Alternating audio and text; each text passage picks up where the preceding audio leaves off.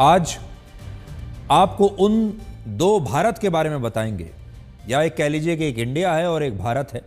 देश दो वर्गों में बटा हुआ है, दो भागों में बटा हुआ है, दो जातियों में बटा हुआ है, जिनमें एक भारत है वीआईपीओं का और दूसरा भारत है आम जनता का।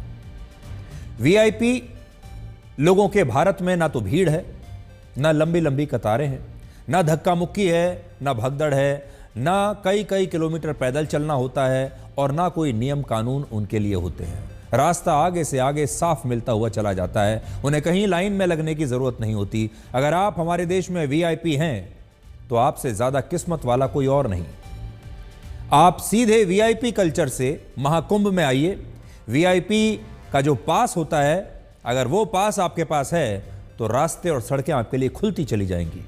संगम में पवित्र स्नान करके वापस हंसी खुशी अपने घर चले जाइए और आपसे कोई कुछ नहीं पूछेगा।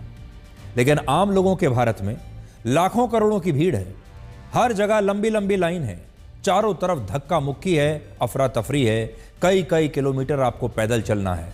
और इस सब के बाद प्रशासन के सारे नियम कानून भी सिर्फ और सिर्फ आप पर ही लागू होंगे, क्योंकि आप वीआईपी नहीं हैं। आपका जन्म ही इस भीड़ के लिए हुआ है, आपका जन्म ही हुआ है लंबी लंबी लाइनों में खड़े होने के लिए, आपका जन्म ही इस बात के लिए हुआ है कि आपको कहा जाएगा कि आप ठहरिए, क्योंकि एक वीआईपी को पहले जाना है। प्रयागराज का संगम, महाकुंभ का मेला और सनातन धर्म की संस्कृति लोगों में कभी भेदभाव नहीं करती। भगवान कभी लोगों में भेदभाव नहीं करते, चाहे अमीर हो गरीब हो। मृत्यु कभी लोगों में भेदभाव नहीं करती, लेकिन जीवन करता है, जिंदगी करती है। और हमारी जो व्यवस्था है वो ये भेदभाव खुलकर करती है। हमारे देश की व्यवस्था लोगों को आम और खास की जातियों में बांट देती है, और इस बंटवारे के बाद वो होता है जो 29 जनवरी को महाकुंभ की भगदड़ में हुआ था। इस भगदड़ में 30 लोगों की मौत के बाद अब लोगों में इस वीआईपी कल्चर के खिलाफ बहुत गुस्सा है, नाराजगी है, आक्रोश है। और इस आक्रोश के कारण सरकार ने आज दो बड़े फैसले लिए हैं।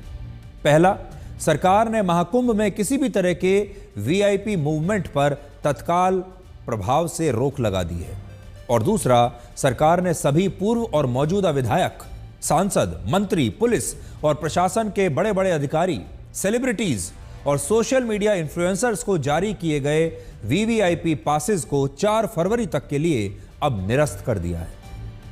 सरकार के स्पष्ट निर्देश हैं कि अब ऐसी किसी भी गाड़ी को महाकुंभ के मेला क्षेत्र में प्रवेश की अनुमति नहीं मिलेगी जिस पर वीआईपी पास का स्टिकर लगा हो। आज हमारा सवाल यह है कि इस फैसले को भगदड़ के बाद ही क्यों लागू किया गया? किस बात का इंतजार कर रहे थे? क्या 18 दिन पहले 13 जनवरी को जब महाकुंभ की शुरुआत हुई थी, उसी दिन से सभी लोगों के लिए एक ही जैसी व्यवस्था नहीं होनी चाहिए थी? क्या सब लोगों के लिए एक ही पास नहीं होना चाहिए? क्या सब लोगों के लिए एक रास्ता नहीं होना चाहिए?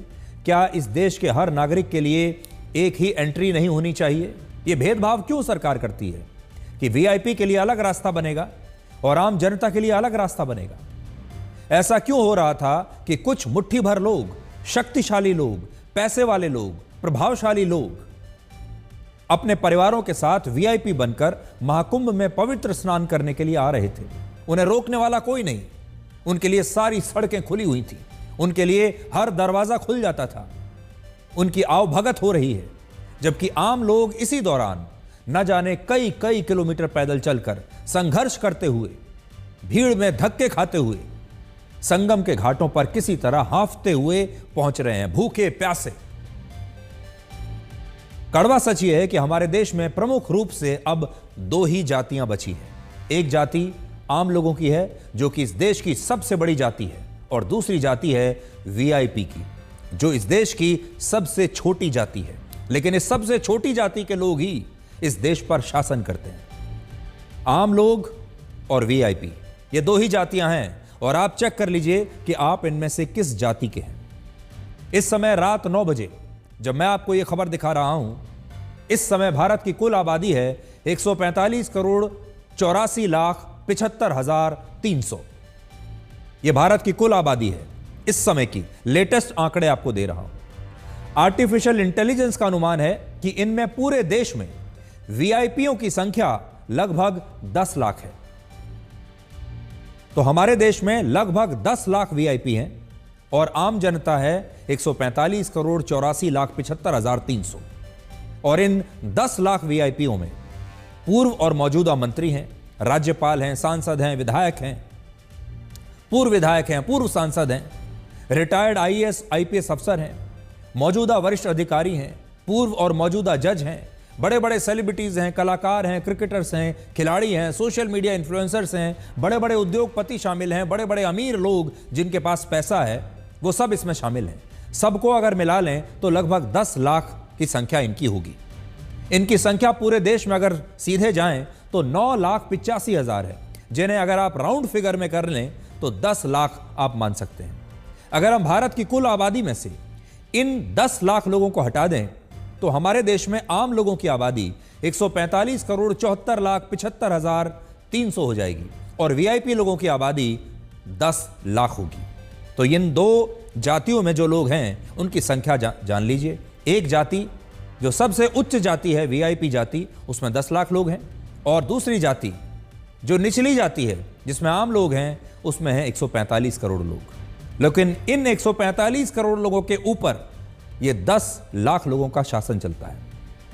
इस सब के बावजूद देश में कहीं भी कोई भी आयोजन होता है, कोई क्रिकेट मैच होगा, कोई कॉन्सर्ट होगा, कोई पूजा पाठ होगी, हर जगह मंदिर हो, कोई और जगह हो, पूरी व्यवस्था आम लोगों के हिसाब से नहीं बल्कि वीआईपी लोगों के हिसाब से बनाई जाती है। जबकि सरकारें वीआईपी लोगों के वोट से नहीं बल्कि इन्हीं आम लोगों के वोट से चुनकर आती हैं।